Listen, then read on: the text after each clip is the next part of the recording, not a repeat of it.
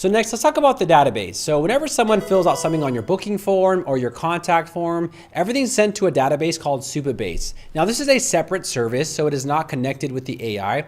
So essentially think of Supabase as your database. So here at the top, I'll click on this green section, and this is called Supabase. So the first thing I'll do is I'll connect Supabase. So right here, I'll click on Connect to Projects, and I'll add an organization. Now you will need to go through Supabase, sign up and make an account. But once you do that, you'll go ahead and just click on Authorize Lovable to your Supabase accounts. And then right here, you'll see that you can connect your project. So right here, click on Connect. And just like that, our website is now connected with Supabase. So whenever someone enters in a contact form or something else, all the information will be stored in our database. So let's test this out. So the first thing I'm gonna do is go over here to my contact form. So now that we connected our accounts, I now want to go back to our contact page, and I wanna ask the AI to connect this contact form with my Supabase account. Okay, so I just finished integrating our contact form with Supabase. So what it does is the AI actually goes into Supabase and it actually generates tables for our specific website, which is really cool. So it does go into the other platform and it creates the database tables for it. So now let's test this out. Let's go to our website right here. I'm over here at my websites. I'll click on contacts and I'll put in my information. So Wilson at 123.com. Okay. We'll put in some information. We'll put in my project details, and then I'll click on send a message. All right, so the message was sent. Now let's go back over here to Supabase and check my database.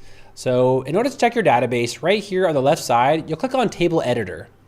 Now just remember, if I go back over here, you're gonna see that it created a form called contact form submissions, right? So this is what we're looking for right here. So we're gonna go back over here to our Supabase, and you're gonna see contact form submissions. And here it is, Wilson at 123.com. And if we scroll to the right, you'll see the budget range, the message, the source, and also the message, right? So you see everything right here. So anytime that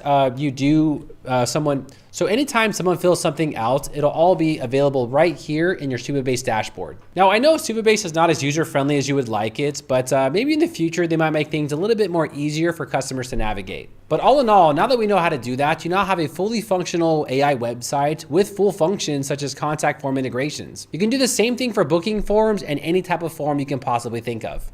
Now going forward, in my personal opinion, I think these platforms are gonna be the future, right?